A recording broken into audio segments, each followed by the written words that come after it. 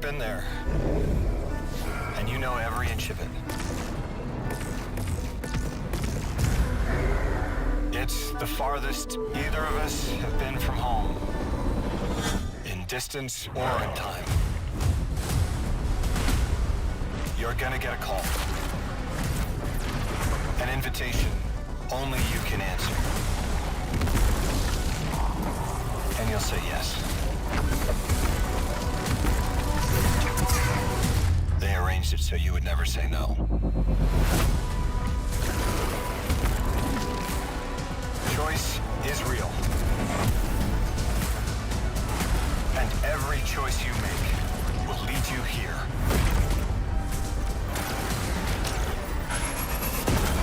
To who you're supposed to be.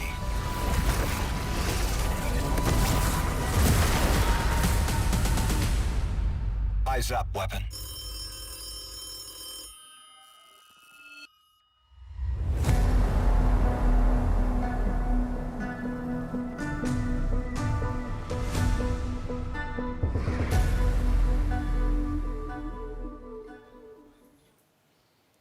Awesome. Hello, welcome to Bungie. Welcome back for our second live stream for The Edge of Fate. What you just saw was our launch trailer. We are 14 days away from launch. 2 weeks. Pretty insane. Today we're going to be talking about what activities are on Kepler. What can you expect from world tiers as you're going through for replayability? And to introduce that, we actually have a wonderful human being on the couch next to me. Did I introduce myself? My name's Dylan. Hi. Your name is Robbie. Hello. Let's actually get a real introduction for you. How you doing? Hey, Dylan. It's great to be here. I'm the assistant game director for Destiny 2, and I focus on working with the broad Destiny 2 team and creating this game for our players and charting a new course to some new frontiers here with The Edge of Fate. Just 14 days away. It's crazy. Right? It's awesome. Yeah. I keep telling folks on the team, it's like, we got 14 days, and they're like, wait, huh? It's already here? So today we're going to be looking at Kepler. Can you give us a quick overview? What are we going to be looking at? Yeah, so we're going to be looking at some of the free roam experience on Kepler, and we're also going to be taking a sneak peek at the end of one of our campaign missions that is replayable in the post game after you complete the campaign of the Kepler experience. We're also going to be talking here about our world tiers a little bit, which we've talked a little bit about in the stream, and we're going to talk about a lot more here today. And so what we're showing on screen right now is the world tier difficulty selector that's on the destination. And so right now we're in the Fabled difficulty, and so Brave and Legendary, you can play through the campaign, you can play through the main quest, the story of the release, and Brave or Legendary, doesn't matter. But after you do that, you're going to unlock Fabled and Mythic difficulties. Now, the difference here, though, is with these difficulties, power is fully enabled. And so that means when you step out of either Brave or Legendary, you're going to probably be able to do Fabled. Most people will be able to do Fabled. Some people might need a Fireteam. But if you want to play Mythic, you're really going to have to climb Power. And the difficulty really escalates, and then the gear gets better. And so if you're hunting for that, that tier 2 plus 3, 4 loot, right, you're going to be needing to play and Fabled Mythic to find that. Those higher tier loot, yeah. Yeah, let's get some combat going. Really quick, what is the state of our fire team? You were mentioning we're in Fabled, so this is going to be after they've already done their first playthrough. Yeah, so this fire team has played through the Legendary campaign. Right now, they are inside of the Gorge, which is one of our 4 major regions of Kepler, and they are in free roam right now, and they are going through one of our free roam encounters. And so the other thing I should call out here is within these free roam encounters, there are reasons to basically go back through the destination using your new abilities in new ways. And so, sorry, can you ask me that question one more time? Like, I feel like I answered it, but then I segued into something else. I said, what state is our fire team in? Oh, post-campaign. Yeah. We're post-campaign. Sorry, thank you. Yeah, we're hunting higher tier loot and gear here on the destination, and they're also doing some of our post-game quests. So both Fabled and Mythic have their very own quest associated with them as part of the post-game. That are one part of like completing the Triumphant Seal to earn some exclusive cosmetics and emblems, but also these world quests unlock some additional loot in the game as well. So specifically the Mythic quest that's associated with that world tier unlocks a variant armor set for the Kepler armor. So as you're playing through the campaign and throughout the experience, there's a 2 and 4 set piece bonus on the Kepler armor set. Once you complete that mythic world tier quest, you unlock a variant of that has a different set bonus and a unique shader on it as well. Awesome. Yeah, and for folks that you didn't tune in last week or you haven't heard about gear tiers set bonuses, we have a full blog article that went live last week. Go ahead, visit that, check it out. So when we're looking at this this activity, this is going to be a free roam mission, right? Yes. And these take place in places that are regions on the destination. Yes. Can you walk us through that? Yeah, so I talked about it a little bit before, but this is the Gorge, and so the Vex have actually put a big security lockdown on this entire region inside of Kepler. And so the fire team right now is basically like breaking through this security lockdown. And so each of these regions feature multiple of these major encounters, is kind of what we call them, these free roam encounters. And these are kind of like the scale. Ooh, I just got try to get through that security grid, and he did not make it. Yeah. Each of these major encounters we have are kind of like the size of roughly like a lost sector, but ultimately they're more complex. They have more mechanics. That you have to use the destination abilities to solve some simple puzzles and encounters inside of them. And generally they have pretty thick combat, especially on the Fabled difficulty as well, where we start adding more enemies, tougher enemies, and also there are Banes that are applied in the World Tiers 2 that are actually exclusive to Kepler. They were built specifically for this content. That's awesome. Yeah, and then as you're going through these sorts of free roam activities and exploring Kepler, what other side objectives or objectives can pop up? Yeah, so the way we kind of are thinking about this, right, a lot of this outside of doing the seal, the triumphs, and things like that, and mysteries and secrets, which we can talk about here in a minute, a little bit more, is it's about gear pursuit, right? It's about earning that higher tier gear, chasing power, and so the way we constructed these regions, there's these free roam major encounters, there's tougher enemies that appear, there's HVTs that pop up, there's destination materials to loot, and there's this material called a faded cipher as well, and so you're going to be combining destination materials that you get from basically doing almost anything inside of the region alongside faded ciphers in order to be able to purchase specific items at the destination vendor called the Altar of Relativity at the center. That's of a lot Kepler. of names and words. Lots of proper nouns. If you didn't catch this, I know there are going to be breakdowns. We'll have a recap in the TWID, but yeah, continue. Yeah, and so what's cool about this is that in the post game, there's a focus that we created, and so basically through the vendor you can go and look at it and be like, okay, today's focus is the Gorge, which the fire team is looking at today. Most of the materials that you're earning here can be used to purchase gear, or you can convert your other materials you might have from other regions in order to convert it into the Gorge materials to buy stuff.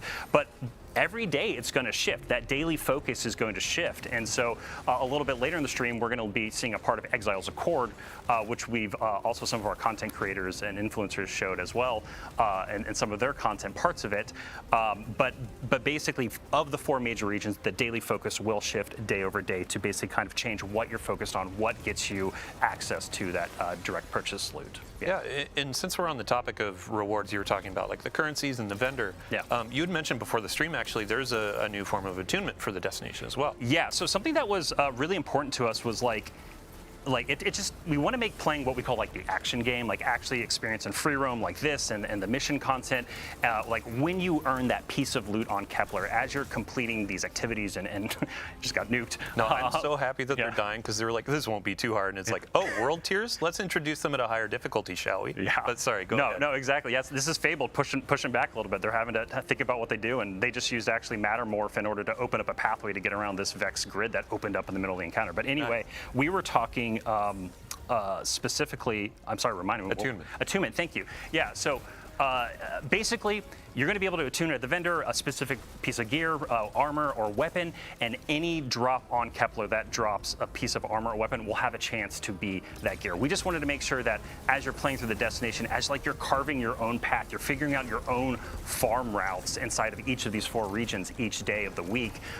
We wanted to make sure that, hey, if you're looking for the Giver, that auto rifle that's coming with the Edge Fate here on Kepler, it's you have a chance to get it anytime a piece of loot drops. Awesome. Yeah. Yeah, so you had mentioned just a minute ago about secrets and the depth of the destination. I mean, I'd love to hear, go ahead and expand on that. Yeah, so like it's funny with like secrets and mysteries, like you want to like talk about it a little bit, but like not too much No to spoilers, like spoil it. Yeah. But I think like the thing to scratch at here and poke at here is right is like we've talked about the destination abilities a few times, and so with the world tiers and the fabled and mythic difficulties throughout the destination, there are secrets and mysteries, like basically all these little alcoves, these little locations, these side paths, these hidden rooms, all throughout the destination that you can go and discover. And there's a lot available just within the campaign experience. Like if you want to play through the campaign and take it like really slow and as your own abilities and look around, you're going to find a lot of mysteries to solve. But we also wanted to make sure that in those higher world tiers in Fabled and Mythic, that it felt like this expanding expansion of that content that you have. And it's basically like, hey, you have even more abilities than ever. You can now peel back the onion of this world to discover what's at the core of it. Mm-hmm. And so we really wanted to make sure that it felt like there was just more and more to dive into the more you unlocked inside of the post game. Awesome. Yeah. So in our rehearsals, we never managed to get this perfect timing, but we have perfect timing. I would love to shift to campaign. We're going to be taking you about midway through a campaign mission here. A quick note for the audience. If you're avoiding spoilers, we have disabled our VO. We have disabled our subtitles. We're trying to keep this so you are discovering the story as it comes out with the Edge of Fate and our new saga. So as they're getting loaded into that, I'd love to ask you just a couple more questions about free roam in the regions. Yes. What other things can happen in regions outside of campaign? Yeah, so one of the big things that happens inside of these regions are side quests, which we've only talked a little bit about, and these are basically ways that flesh out more of the characters of the world, more of the stories of the people and of the place and what's happening on Kepler and what's been happening with them before and what might be happening to them in the future. And basically what happens is as you're completing these regions as part of the campaign and you kind of start to unlock more of them, these side quests will start to become available.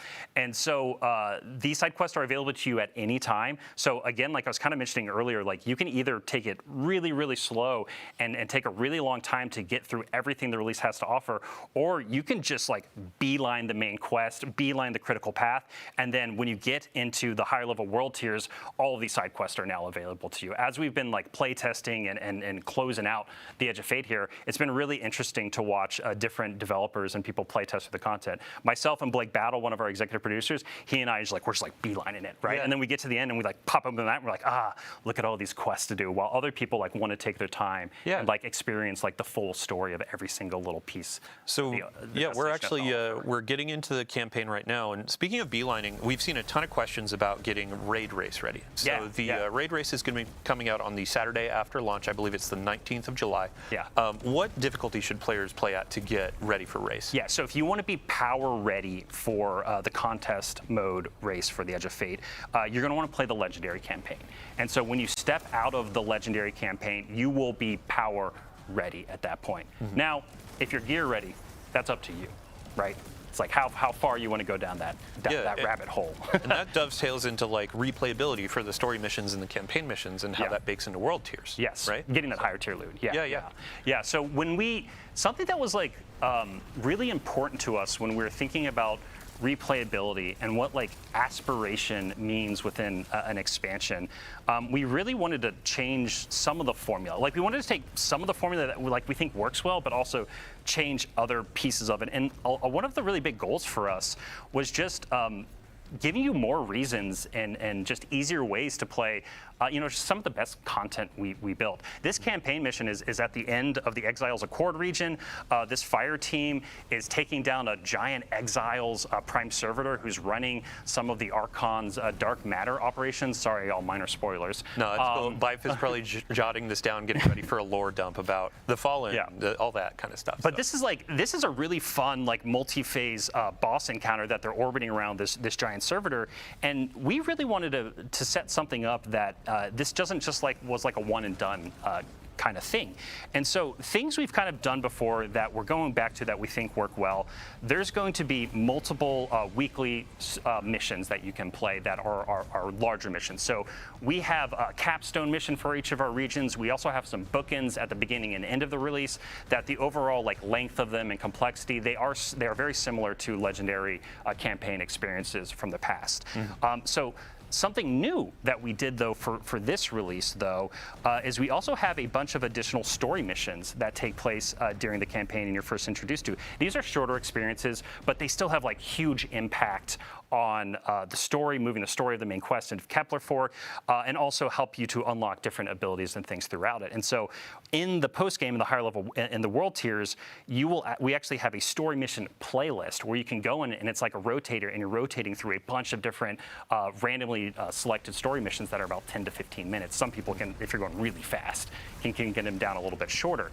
And those missions are actually one of the best sources of those faded ciphers that I was talking about earlier. And so the other thing I mentioned earlier too is we have specific quests for both Fabled and Mythic, and these quests are going to take you through some of the big campaign missions, again, to experience them with new modifiers, because we're curating modifiers and banes and things like that every single week on the destination to have a little bit more of a curated experience, but then also those quests introduce some new encounters as well. And so, sorry, I'm going a little bit all over the place. I mean, some of this, there's just so much information, so much to talk about. But the thing, again, I want to drive home here is we wanted to give you really strong incentives to go in and play the free roam experience to extract materials, to play our story mission playlist. It's called the time lapse mission playlist, to earn faded ciphers, but then also to have reasons to go in and replay some of our biggest campaign missions again through the weekly missions playlist, kind of like the heroic stuff we've had in the past. And on the stream last week, we talked about how as you're unlocking the destination abilities, you carry those forward after the post game, so you can go in and replay and then have some of these things available, right? Yeah, that's a really good note, and thank you for hitting on that.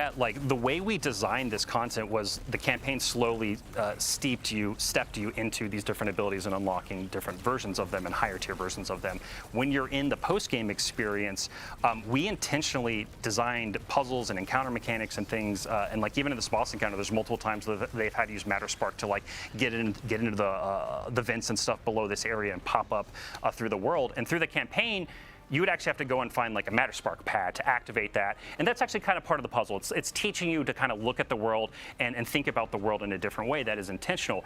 But then in the post game, as soon as you complete the campaign, you unlock Matter Spark anywhere. And it's basically your souped up sparrow for the destination, and being able to summon Matter Spark anywhere means you can actually sequence break some of our puzzles and sequence break part of our missions, and that was entirely intentional as a part of the design. And to be honest, Dylan, the fun part about this too is we're not 100% sure in some ways where people might sequence break things that we might not expect, but that was intentional from the design perspective, that we want people to be able to do that. It's the magic of the sandbox and Destiny of we don't know how players are going to take this ability with this destination ability with this combatant, et cetera, et cetera. So I think I would love to ask you as well. So we've gotten a lot of questions from players where they're like, oh, you had mentioned this is comparable to a Rise of Iron. How does that actually break down when we look at the Edge of Fate and Kepler? You had mentioned depth and secrets and a bunch of different things. So. Yeah, so I think you and I were talking about this in rehearsal a little bit, where that comparison is just to give us a ballpark of where you want to make. But at the end of the day, it's apples and oranges between what the Edge of Fate is and what Rise of Iron is. So when we've talked about that, we've generally been speaking towards the size of this destination and the depth of the campaign and post-game experience. This is one of the deepest destinations we've ever built before, and that is why we've been making that comparison to Rise of Iron in that way.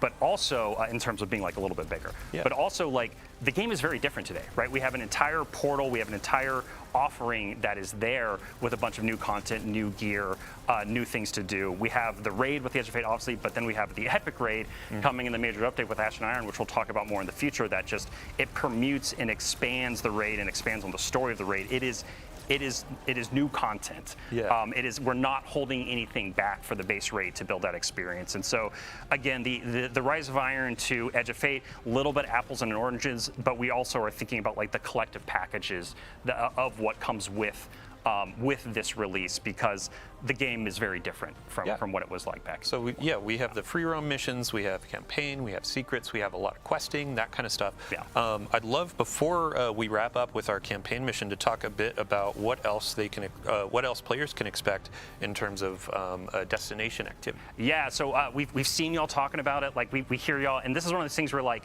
we wanted to hold this back for it to be like a surprise and delight moment for everyone when it appeared on the destination in the post game. But yeah, let's just talk about it a little bit. So there is a destination activity on Kepler. It is, I'm not going to name it here. I just want y'all to see it when the game goes live. And it also, and part of that is because like it does relate to some of the story inside of the campaign, especially near the end. And so we wanted to be careful to not unintentionally spoil something if we showed too much of that activity. But anyway, the way to think about it is like it's kind of its own thing. It's kind of unique, but it's kind of a blend of activities like Vex Incursion and Wellspring. And so this is a match-made activity with 3 players. You're going to be using some of your destination abilities and some really chaotic horde mode inspired elements, but there's also some mechanical elements and there's some boss encounters. But it's going to be one of the best places actually to earn rerolls of the exotic armor that's coming to the Edge of Fate that you get from the Legendary campaign. And it's just highly rewarding in general. And so because we wanted to make this activity really rewarding, it is also technically time limited. But on the Kepler map, near the center of the map, there's going to be basically a preview that tells you like, hey, when does the activity become available? So you're going to know exactly when you can jump into the destination activity in order to like focus farm those things that you care about the most. Awesome. Well, thank you so much for your time. We've already wrapped up our campaign mission, and now we're actually going to be moving over to Portal, Power Progression. So Robbie, thank you. Chat, thank Robbie for joining us today. And now we're going to swap some folks in. We'll see you next time. See you later, guys. Thanks so much. All right. So as we are swapping out, I want to talk about these 2 new exotic weapons that we see on the screen. You saw some of this in our gameplay preview that we just had. We also had some creators, influencers, that kind of stuff coming in and speaking to the hand cannon and the scout rifle. Hand cannon is going to be through an exotic quest on Kepler. No spoilers there. But the team was talking about, oh, hey, here is our overall goal for the weapon. It's for those who are looking for the perfect 3-tap. As for the Void Scout Rifle, that's going to be a part of our new rewards pass. This is just, I'm not going to spoil that either. There are some reviews from our sandbox-minded creators. It's a fun time. So, all right, let's move on to Portal, Power, and Progression. And I just looked at our 3 new guests in that order. Hello, welcome. Hello. Thanks for having us. Yeah, a couple of you are new, but we'll start with you, Ben. How you doing? I'm doing great, Dylan. How are you doing? I'm doing well. For those who didn't see you on our reveal stream or previous Vidocs, can you give a quick overview? Who are you, what you do? Yeah, I am Ben Womack. I am the core game creative director. I am the one like helping all the teams that are making the core experience and all the components in the portal and in Edge of Fate as well, like worked well together and like pushed the game forward into like this great new foundation. Really excited to talk about it. Awesome. Yeah, thanks for joining us today. Yeah. Next on the couch, brand new to our chair. You've never been on anything, so first time you are meeting the community. Everyone in chat, say hello. Nutty, welcome. Hi, I'm Nutty. I'm one of our sandbox ability designers. That pretty much means that I work with Vivian and Eric, who were here last week, to develop anything that the player is doing outside of armor, weapons, and combatants. Mm-hmm. So today I'm going to talk about all the modifiers and additional banes that we've been working on. Awesome. Last but not least, we got Alan Blaine. How you doing? Hey, great. How you doing, Dylan? Oh, you asked me how I am? Thank you so much. Really quick introduction for everybody out there watching. Who are you? What do you do? Sure. Hi, I'm Alan. I'm a principal designer.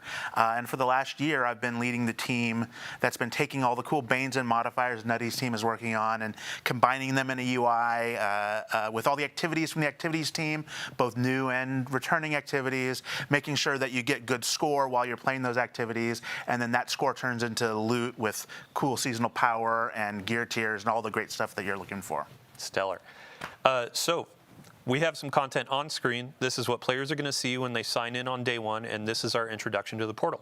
Ben, I would love to get just a quick overview for those who may have missed that reveal stream. Like, what is this space? What are we aiming for? Yeah, so the portal is very exciting. We had this vision of making a new front page for the game for Destiny 2. And so we really want to make as much as we could available, like just in a couple clicks, and not having to dig down to find the content that is new or featured, or like you're being like your friends are playing, or something like convenient that you really want to like go to a lot. Like we have a button for the tower that's right there, fastest you can get into. We also have Edge of Fate in the upper corner, of course, which is like the new expansion for the launch right here. We have this huge like quick launch panel in the lower right that is rotating between new activities, like probably the fastest you can play Destiny ever, aside from right when you like start for a very first like new character. It's going to let you just like hit and play something right away with like no delay. And then we have actually a very like nested depth there with all the ops categories on the left, which are all the different kinds of things you can play in the portal that are hooking to all the new systems that Alan and Nutty have been talking about. Awesome. Yeah, really quick, I'd love to go just line by line for Solo, Fireteam, Pinnacle, and Crucible Ops. Give them an introduction. Yeah. So Solo Ops is like a new thing that we're doing in the Edge of Fate launch and for the core game. These have activities that are designed to be played by solo players. They're only one-person fire teams, and they're intended to be content that if you just like have a few minutes, like 10, 15 minutes to play Destiny, and you want to go on and like feel satisfied about your time, get some great loot, you're going to go to Solo Ops and like have that opportunity. It's going to be like a really great, concise like experience. We're also like if you don't want to have like the think about having a fire team for some content as well, you can be assured that this stuff is designed to be played by one player. And so it's like, it's going to have challenges, going to have difficulty and modifiers and such you can customize and really great loot to get. But it's a challenge for you, individual. And we think that's really exciting, like alternative to some stuff in the past. It felt like I want to play, but I don't have any friends, or I'm trying to find someone I have a lot of time, and we have another like niche for people to fill if they're in the mood. Yeah, awesome.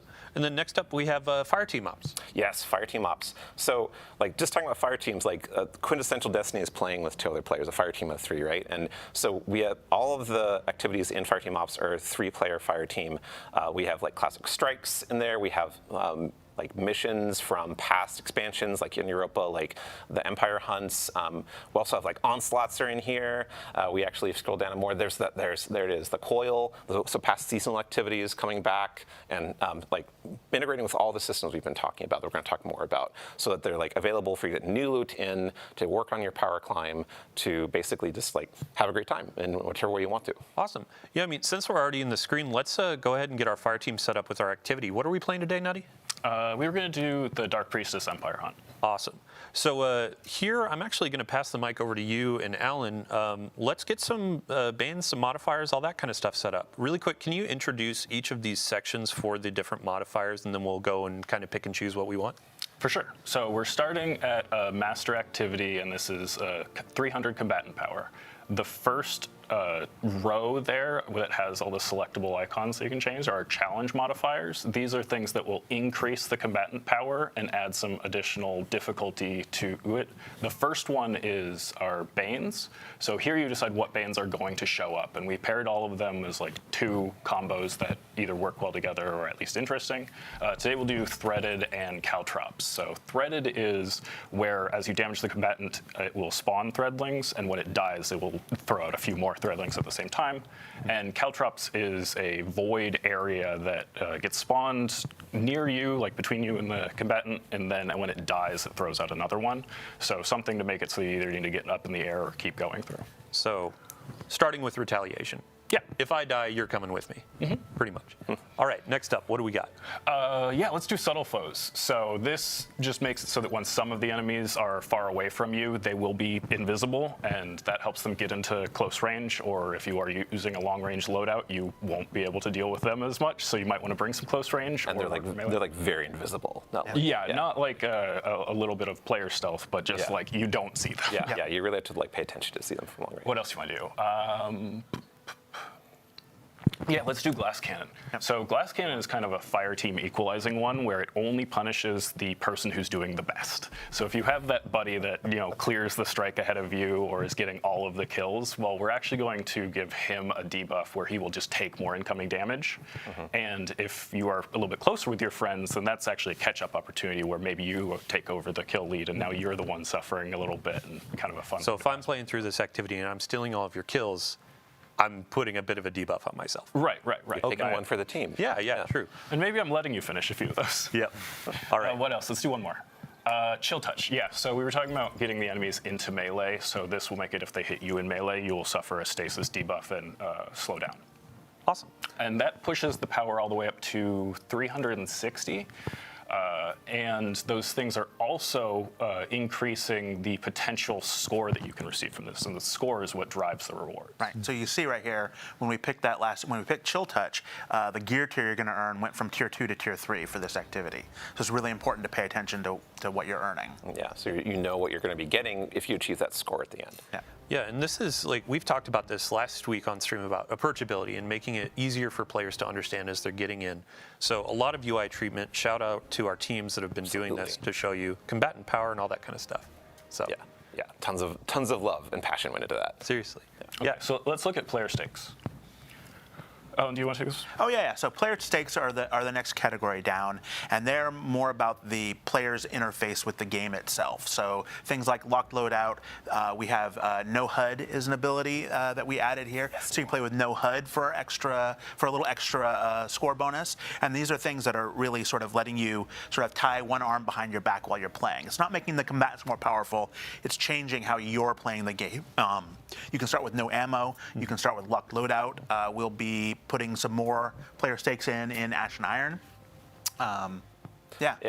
I love no HUD. Go. You're gonna talk about it first, aren't you? Well, no. You can have the Okay, no HUD. You go first. I just wanted to have us move on to the next bit because we've talked about tying one hand behind your back. Let's talk about no HUD later. Go ahead. Okay, but in the next bit, this is what you get to do with your other hand. So here are the things that benefit you. Let's try Livewire. This one is one of my favorite. It's a combination of the sprint for amplified that you had in the Nether, along with inherent AC/DC feedback fence. So we buffed up the enemy's melee capability that hopefully they'll get up and punch you. Well, now if they do, we're just going to shock them with lightning. So I'm kind of balancing out that additional challenge that we added and a different benefit that will kind of counter that and make it so it's actually a little bit easier for me. Yeah. What else can we do? Healing finishers are great. Just another way to get back health, or if you go in for that finisher and take damage on the way, that you'll be able to fill back up. And let's do one more. And sure, hypercritical is pretty fun. This one is actually a little bit tough because it makes it so that the enemies will take less non-precision damage, but more precision damage. So as long as you're hitting your shots, it's easier. Awesome. And then Ben, we actually we noticed this a bit earlier. There's one more modifier up at the top, and that's actually limited time, right? Yeah. So this is a accelerator that this is a double bonus focus. So you're gonna second drop from the bonus focus activities. So this is we will have given the calendar different accelerators that are on for a given week or day that will apply to the whole portal and have different benefits. And we're also going to have more of those for events and other things going on in the game to give you kind of another fresh twist or incentive to see what's going on in the game and get some a good time. Realize that is a good time to play because we're trying to make every day a good time to play Destiny. Yeah, I think one of the modifiers we saw during our rehearsal was a bonus to Suros weapons too. Yeah. So it's a bit of there can be loot bonuses, there can be gameplay bonuses of more power behind certain weapon archetypes. It's pretty fun. So stay tuned to our calendars. We'll definitely sound off when it's a week of a cool theme. Let's get it launched in and actually start taking on some of this combat. Can I talk about no HUD now? Oh yeah, please. Okay, so they aren't going to show no HUD because it'd be confusing, I think, on the stream. But no HUD is a great example of something you can engage with if you want to, because it's a challenge. It gives your score more opportunity to get better loot, but it takes away information going to the HUD. But what it also does is it makes it feel very cinematic and interesting, and you kind of feel more in tune with the character and the gunplay. And that's a good analogy for what we're intending all the modifiers you're selecting to do that is like going to let you set up the situation like Nutty was talking about, like, oh, enemies have chill touch, but I'm going to like have live wire to counter it and create these cool little gameplay moments that are really like something that you choose for how you want to play for like really awesome loot. Yeah, and Alan, when we were talking through some of these modifiers, like we've taken inspiration from a ton of different places. Yep. Like No HUD in particular, shout out to Sammy Cat. Yep. Called her out last week for all the bows we were showing off, but also No HUD. And we're hoping to get a bows only loadout modifier coming in the future too. We really do want to look at how people are playing the game, whether they're creators playing on stream or people playing at home, and really try to let them set up the challenge for themselves, how they want to do, right? Whether it be challenge modifiers, stakes, or the boons. Yeah. How often are we going to be adding more modifiers to the portal? Well, we're going to have some new modifiers coming with events. And we're going to be adding new modifiers with the mid-season update with Ash and Iron. Yeah, a major update, yeah. Yeah, I've been working on them pretty constantly along with the rest of the team. So it was like every few days that another either Bane would come online or modifier, and we'd have to go playtest that, which was a pretty big playtesting lift to try all these combinations and make sure that there aren't any rough edges when you combine some things that maybe we hadn't thought about when we were initially designing them. Yeah, I'm sure there's stuff that players will find that we won't. We're accepting that. Yep. Yeah, I mean, we have our challenge for Esoteric or Mork or a couple of the other high skill creators of what can you throw on to make this difficult, and can you actually complete it? Yeah. So it'll be fun watching those playthroughs. Ben, paired with that, how often are we going to have more activities being added to the portal? Yeah, so we want to like regularly refresh the portal on like so that, you know, there's stuff coming online like on like somewhat weekly cadence. Like we're gonna have kind of a weekly like new stuff coming online for the first few weeks, and then when events come in, they're gonna have big changes like lots of new modifiers or like portal-wide like effects. There are some are going to come with activities as well, but we're also going to be every major update. We're going to have new activities that come in, and we're also going to have like shakeups of existing ops formats. And we're actually we're going to have a really cool new activity that's paired with an event at Ash and Iron launch. I'm not going to talk about it right now, but I think is really fun. That's going to be an exemplar of like, hey, we're shaking things up. Here's a brand new thing, in addition to all of like the classics and Destiny like Vault that we're bringing out. Not just a new activity type that you've never played before. Yes. Yeah.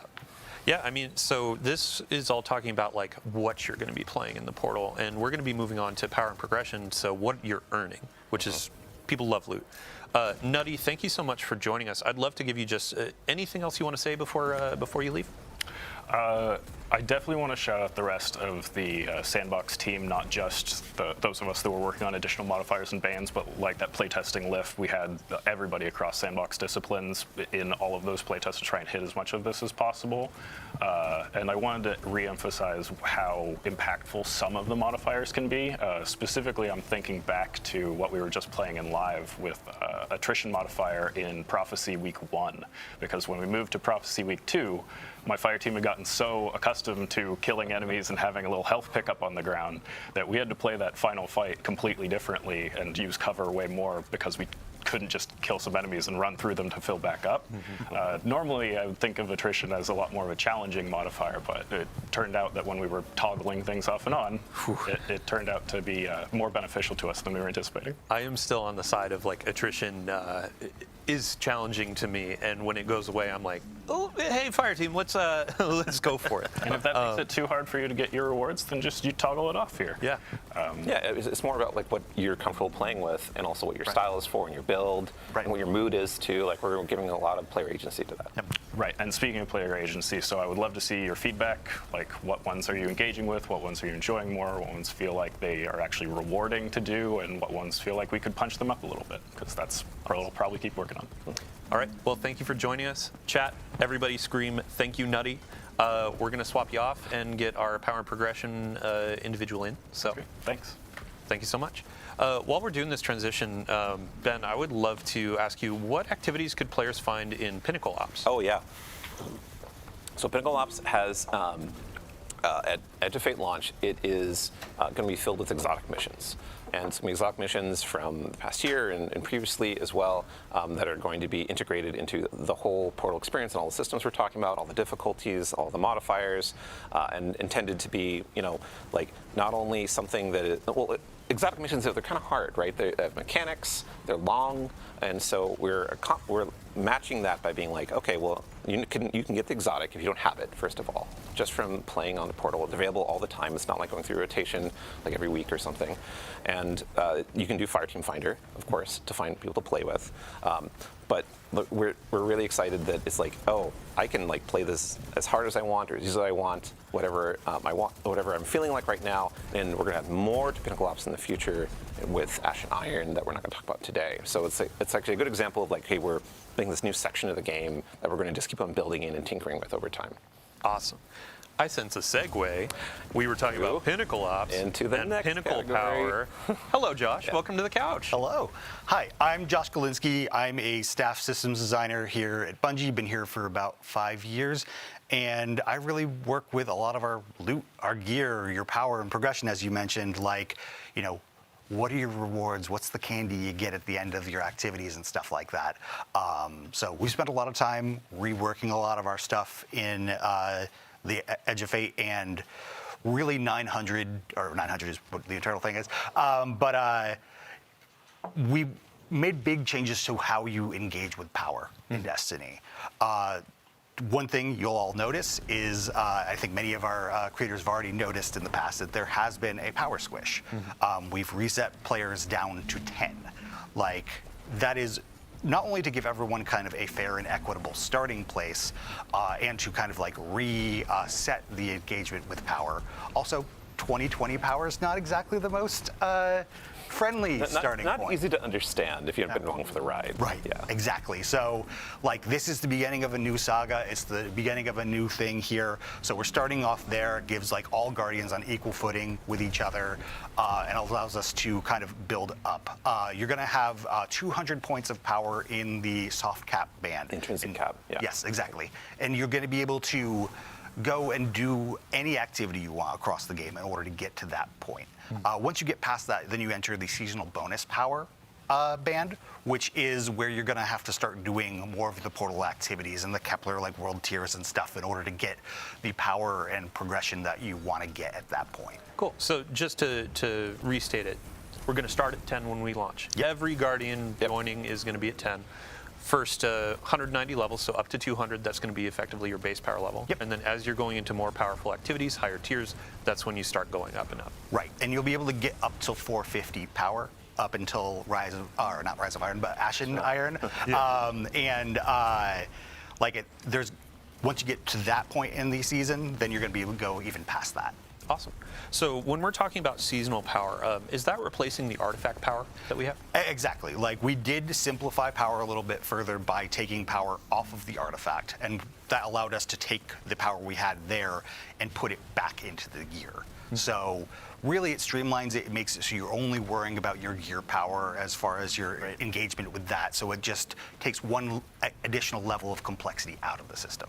Yeah, and speaking of just like that power climb, like our pinnacle sources have been updated to actually fit and give more agency, correct? Absolutely. So one of the things I think, if you're a longtime Destiny player, you're very used to the pinnacle grind. And you're also used to the limitations that the pinnacle grind puts on you, and like some of the intricacies that come with that. Like, there's been many seasons in the past where, you know, I really needed that drop of the boots to come from the thing, and I do my pinnacles, I didn't get my boots. Well, not only are you able to more target farm individual gear pieces now, but also the limit of the pinnacles is no longer a thing. We're going to have some challenges in the game that act as accelerators for you as a Guardian, so you can basically focus on those to get power, like more hits of powerful gear. But really, once you get past that, you can keep going. Yeah, like everything in the portal is a source of pinnacle drops. Exactly. As much as you want. As many times you complete it, with it being up to how you perform and how challenging you make the activities to be how far you can go. Right. You still have to achieve that score as you go up in power for the higher difficulties, get that better loot. Right. And we'll still have curated experiences, correct? So if a player doesn't necessarily want to spend a bunch of time like creating that challenge, we have those offers too. Yeah, and like we do have like matchmaking. Which is like set modifiers for every activity that has not, aside from solo ops. So solo ops doesn't have matchmaking. Yeah. But for Fireteam Ops, like you can match with other players. The modifiers are set, and we also have playlists. The modifiers are set, but we have more than that too. We have conquests. and those are set. Yeah, and we'll talk about that in a Yeah. minute. Yeah. Just a fun note, we've seen a ton of feedback over the years about players want to play Strike solo, and now Oh yeah. That's You a great hop in. point. Yeah. So we kind of going along with the idea of being player driven. If you don't want to play a strike like a Grandmaster Nightfall-esque strike, or even like early like difficulties with other players, you don't have to. You can just play it by yourself. You can take as long as you want within the confines of like the modifiers you've chosen to complete the activity and get the loot you have. So that falls into like the what is your mood? Like what is it you're feeling like playing right now? And like of these options, like what's appealing to you? Awesome. Yeah, I think back to you, Josh, really quick. Just from a high level, we talked about how Infusion is changing in the last blog, which, by the way, you should go read it. Can you give a high level for folks that didn't catch the blog? What's changing? Yeah, at the highest level, upgrade modules are no longer a part of that Infusion thing. They're still going to continue to exist in the game. They can still drop from legacy content, but you can dismantle those for, I think it's an enhancement core and like 1500 Glimmer. And so, like, those are still there. We're going to have a new unstable core currency that's going to exist, and you're going to use that in addition to enhancement cores in order to, infuse your gear up for the season. Okay, and a bit of Glimmer too, right? Yes. Okay, cool. And really at its core, it allows us to just have more texture over things. And one thing I should call out is that seasonal power does reset at the end of this thing, and players will be reset back to 200 when Renegades comes out. Got it. So Cool. Yeah, I think just last note on the power climb. So during our reveal event, you spoke about Crucible and how Yes. you can actually power up in Crucible to kind of keep pace with your friends. Like, can you expand on that a bit? Yeah. So there's a time in Destiny's past when you could just play Crucible a lot, and you can get your power, you get great gear, you could like fold in with your friends to play a raid or the challenging content, and we've kind of lost that somewhat over the years. Like it's harder to like feel like Crucible is your identity and really feel like the game is rewarding you for that. So with Edge of Fate launch and the core game and the Crucible ops that we have, which is a bunch of playlists inside of it, you're going to be able to like start from that power 10 and just play Crucible, and you'll get power drops, you'll go up and you'll eventually get higher tier, be able to get like really great sets of gear that will then be as good as like anything else that you can find in the game. And you can just play Crucible all the way to the power cap if you want to. We are going to ask you to perform as you go to get more consistent rewards, but it's totally possible. Yeah, and Josh, you mentioned before too of like trials and competitive Crucible are going to be ways to accelerate, right? absolutely, if you're putting yourself in the pools with the like higher skill players and challenging yourself, that's how you're going to get your faster rewards. And not to mention the Trials armor sets and stuff, like they're really cool this time around. Yeah, we have a unique armor set for Crucible, for Trials. We have weapons, a bunch of cool rewards coming up, and we'll have a preview of that. One of our characters actually has Trials gear, if you didn't notice. But now we have a good moment to look at our seasonal hub. Sure. Alan, I'm going to ask you to actually walk us through this. Yeah, sure. If you notice a seasonal hub up there at the top of the portal screen, if you click into that, you come to the hub, which you're going to have a bunch of daily challenges and weekly challenges, and those are going to give you XP, they're going to give you Bright Dust, they're going to give you extra drops in on a portal activity, but it's going to give you progress towards the weekly reward track there. And the weekly reward track has lots of currencies and powerful drops on there, but it also has, if you tab to the next one, is going to have some Vanguard Armory and Arsenal tokens, which give you bonus drops from Zavala from the list of weapons or armor you can get from these activities that are going to be higher tier, and they're going to be a higher power than you can get from even getting the best grade in there. So you'll want to be doing these, and these refresh every week, and get 2 pieces of armor and 2 weapons every single week. Yeah, and this track is free, correct? Yeah, This is all game. It's all free. Everything in the portal is free. So if you scroll down from here, you're going to run into the Conquest page. Now there's 2 on Expert, 2 on Master, and 2 on Grandmaster, and these are effectively your Grandmaster replacements in the portal. These are going to be fixed power, fixed modifiers, no Fireteam Power, and you get really good rewards for completing it. You'll get 4 higher tier engrams for completing each one.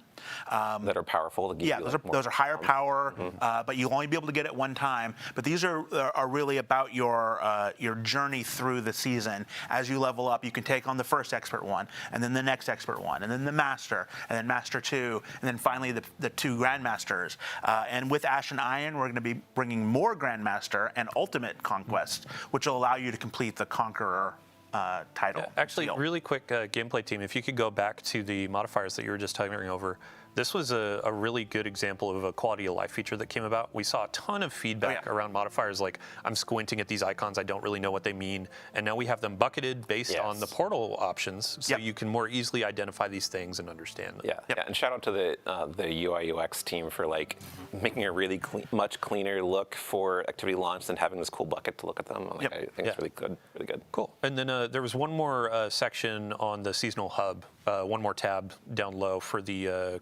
Conqueror Seal. Yep. So the Conqueror Seal is down here. You're going to be completing the conquests during the season to earn and gild your Conqueror Seal. And since this is still the Conqueror Seal, it's going to maintain its old gilding. So this is going to be continual. Awesome. Yeah. 14 seasons of Conqueror. Who is Now that? we're going to keep on going, baby. Oh my God. Awesome. So I'm going to say we still have a couple topics to cover. Fireteam, let's go ahead, launch into an activity in Fireteam Ops. Throw on a couple modifiers that you want to go for. Mix and match. I'd love for players to see as you go through how the score is changing, how the rewards can scale, all that kind of stuff. Just have a fun time. For the folks on the couch, we already went through the seasonal hub, the rewards. We are also having a moment in time where Guardian ranks are resetting. Yes. Yep. If I could get a quick overview, one of you, I believe Alan? Yeah. Alan. Yeah. So we took a look. So Guardian ranks, when we launched them, the first few ranks were about learning the game, and then the upper ones were about your seasonal journey and dealing with all the different kinds of things a player might do in Destiny. So we've stripped a bunch of those away and rebuilt objectives to be focused completely on the portal. So it's going to be playing through the various activities, using modifiers, playing all the different conquests, gaining power, gaining all the different kinds of rewards. It's going to be really showing like where you're at in that seasonal journey but purely for the portal. It's not going to reflect any dungeons. You're not going to have to solo any dungeons. You're not going to have to get commendations. Let's see, what else don't you have to do? There's no more expansion gates. No more expansion gates, any of those kinds of things. So every player will be able to get up to Guardian rank 11 with Ash and Iron. Yeah, in our original goals when we were talking about Guardian ranks, it was kind of an on-ramp for players new or even old to go, what do I want to do in Destiny right now? Now we have a lot of stuff in the portal that dovetails into that. Solo dungeons, they still have unique rewards. Oh, yeah. They're no longer required for 11 in Guardian rank, but you can still get ghosts, sparrows, emblems, that We're not taking anything away from the dungeons. We're taking away things from the Guardian ranks and adding different kinds of things back in. And since we're doing that, the first 5 ranks will still be sort of an on-ramp into the game. So we're going to drop everybody back down to Guardian rank 2 with Edge of Fate and let them go from there. There'll be lots of cool things to do and earn and play through in the first few ranks. And then starting with Ash and Iron and every season from then on, we'll reset you back to 6, just like we've been doing. Awesome. Yeah, it's just another portion of what Robbie was talking about with aspiration, where it's like, I have my awesome armor from all these higher tiers. I have a new Guardian rank above my head. I've gone through the raid. I have this cool tier 5 weapon, et cetera, et cetera. So there's a ton to hunt, a ton to chase, and a lot of things to do. And I think at this point, it's kind of the easiest to get into Destiny and just know what to play. So yeah, I absolutely believe that. And the exciting part is that everyone's journey through Guardian ranks is going to be kind of different because, a Guardian rank that tells you to accomplish this kind of power or complete this activity on this difficulty, how you did it will probably be pretty unique to you compared to other players because you chose different modifiers. There's different sets available for the given day or week, and maybe you did it solo, like we're talking about. Like, you soloed the master difficulty, like one of the requirements in Guardian ranks. Maybe you soloed on one of the conquests, and that's your story, and that's how you got it. But it's appropriate that there are a bunch of options for players to choose that match what their own experiences, what they want it to be. Awesome. Well, thank you all so much for joining us today. That actually brings us to the end of our Power and Progression. I believe, Josh, you actually had a couple more things you wanted to say before we left, though. Yeah, really, there's 2 things I want to say. One is that, Fireteam Power is definitely still a thing that's in this game. We really want to encourage you to play with your friends, and when you do play with your friends, if you're a higher power level than them, that's another thing that can act as a nice accelerator for them and really, increase the bonds of friendship. That's like a core part of the DNA of Destiny is being able to play with fellow Guardians. Yes. So as an example, if you're at a tier 4 and I'm only tier 2, I join you, we do a tier 4 activity. I still get tier 2 gear, but it's accelerating me faster into tier 3. You're going to hit your score a lot easier, which is going to help you get those bonus rewards. And yeah, got it. Cool. And then your second note? And yeah, finally, like, we made a lot of changes to the game in the Edge of Fate. Like, we're definitely going to be listening to you Guardians. We're going to be listening to the data. We're going to be listening to a lot of stuff. This is just the beginning of a new saga. So we've got a lot to do in the future, and I'm really excited about what's coming our way. Yeah, awesome. Cool. Yeah, great. So I have a few bookkeeping topics to hit before we go about the live game. So we've been talking about the Edge of Fate. Right now we have Rite of the Nine going on with our dungeons. And let's see here. Ooh, today, wow, 54 minutes ago, we had a new engram go live, the non-area engram. We introduced this in a previous TWID, but basically it's a new engram. You can earn a bunch of Rite of the Nine currency, and then purchase this engram for unique cosmetics that have been introduced over the past few years in Destiny. So if there are things like the skimmer that is Iron Banner theme, kind of like the wolf theme, that's actually in there, and you have a chance to get that. There are some Crimson Doubles emotes and finishers and other cosmetics, so definitely dive in and check that out. Additionally, we had mentioned Lootapalooza. So a couple weeks just before launch, we're going to start showering players with loot. Starting today, we have double Crucible loot, which also applies to Trials of Osiris. So if you're hunting for adepts, if you're hunting for any gear in Crucible, now is a great time to go. And we also have, for the weekend, a lot of players have been asking, what maps are going to be featured? You got Dissonance, you got, Cirrus Plaza, and then you have the last one, which is Eventide Labs. Yeah, we went through, we had a great conversation about what if we had some type maps on a rotation for these last couple weeks. And for the final week of the season, we're going to have Burnout, Endless Veil, and community favorite, Javelin 4. So Trials players rejoice. Players that may not have ever played Trials, get in, get your 4 streak, get some adepts, try it out, and get some gear to loot up for the Edge of Fate. And the final note, we are going to have all dungeons in the Rite of the Nine experience next week. Higher reward rates, higher currency rates, helping you get more of those drops, go into higher difficulties for your adepts, and potentially even get the hollow foil versions with additional perks. Yeah. So, awesome. Thank you all so much for joining us. Thank you all on the couch for joining us. Thank you, Dylan. Thank you, crew. Thank you, gameplay. Thank you, everybody behind the scenes. And players, everybody out there watching, thank you. We have 14 days until the Edge of Fate, 14 days until a new saga.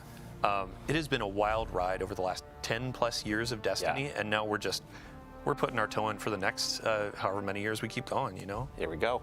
Yeah, so thank you so much. Much love. We're going to be doing a raid over to our good friend Malachi, so if you want to stick around, talk about the stream, Malachi, we're handing it off to you. Thank you, everybody, for joining, and we'll see you next time.